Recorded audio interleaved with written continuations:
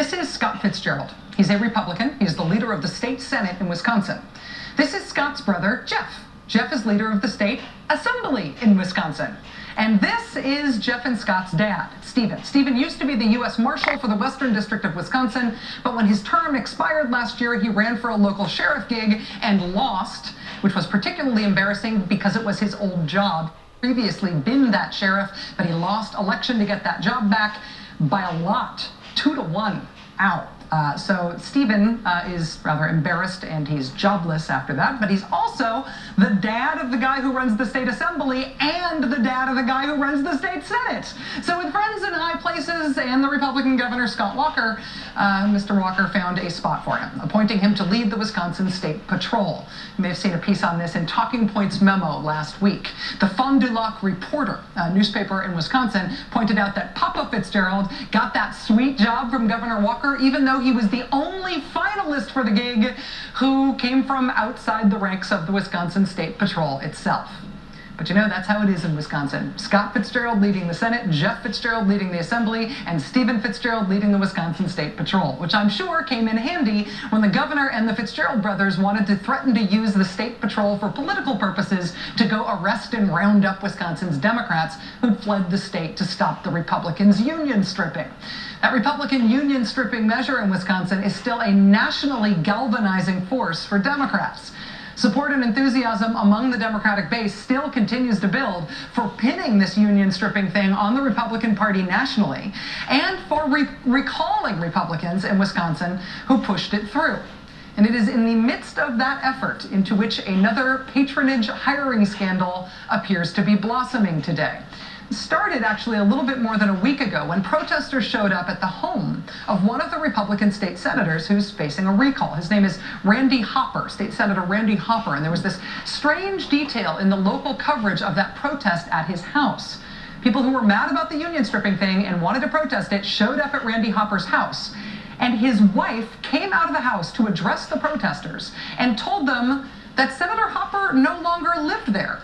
In fact, she said he no longer lived in his district at all. He no longer lived in Fond du Lac. She told the protesters that Senator Hopper had left his Senate district and now lives primarily in Madison with his 20-something mistress.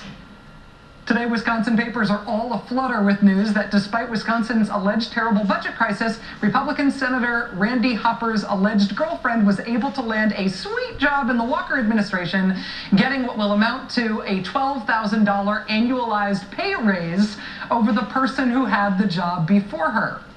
Senator Hopper says he had nothing to do with her getting that job. He also says he's not living with her no matter what his wife says. But apart from the awkwardness for the state senator in question here, there's also the big policy awkwardness of whether or not Wisconsin state government is so broke because of all those greedy state employees, right? I mean, for the senator already facing the likely prospect of recall, this is not a positive development. But it is also really handy as a reminder about the whole nature of this fight in Wisconsin and why it is resonating nationally. The Republican justification for the union stripping business in Wisconsin was that it was all about the budget, right?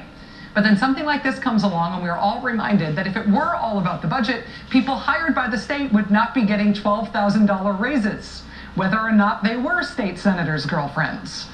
And you see this writ large in the policy Republicans are pursuing. Not everybody is taking a hit financially in these states that are pleading poverty. And this is important. These Republican governors and Republican legislatures all over the country keep saying that they're broke. They keep saying it's about the budget, it's about the budget, it's about the budget. But they are being incredibly generous to some with their budgets.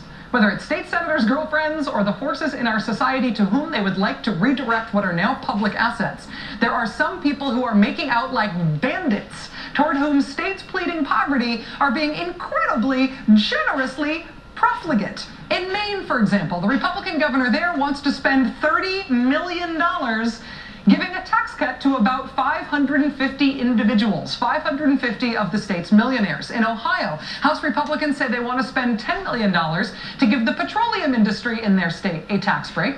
Pennsylvania's Republican governor wants to spend big on business as well. His tax proposals have been estimated to cost the state between $200 and $833 million. Remember, he's pleading poverty. New Jersey's Republican Governor Chris Christie wants to spend $200 million on tax cuts to business. Remember, we're broke. Not to be outdone, Florida's Republican governor wants to spend $1.5 billion on tax cuts for corporations. Michigan's Republican governor wants to spend $1.8 billion on business tax cuts. And of course, in Wisconsin, Republican Governor Scott Walker, his giveaways to business, his first actions as governor, are projected to cost the great state of Wisconsin nearly $140 million. And remember, we're broke.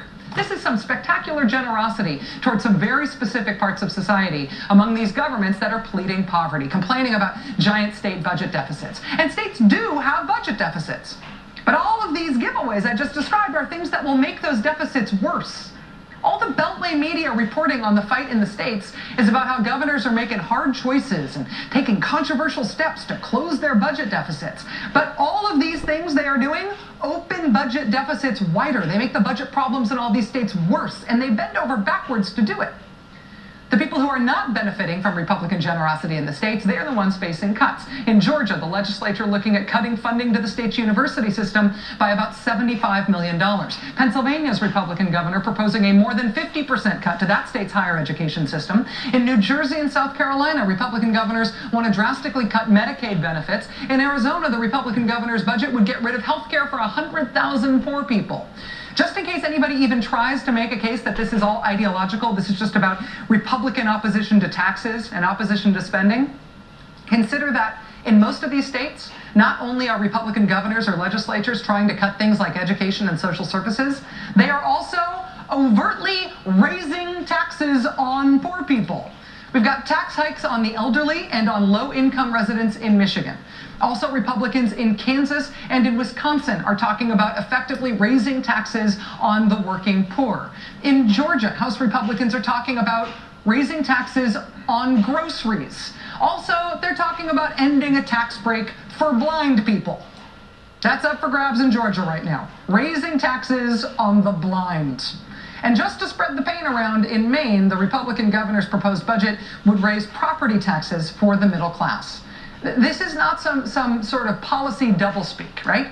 This is Republicans proposing tax increases. I keep hearing that what Republicans are doing in the states is about closing the budget gaps. When you give away hundreds of millions of dollars to businesses, when you give those away as state revenues, that makes your budget problem worse, not better. And every time the national media reports these states that are giving these huge tax giveaways to businesses as closing the budget gap, they are wrong.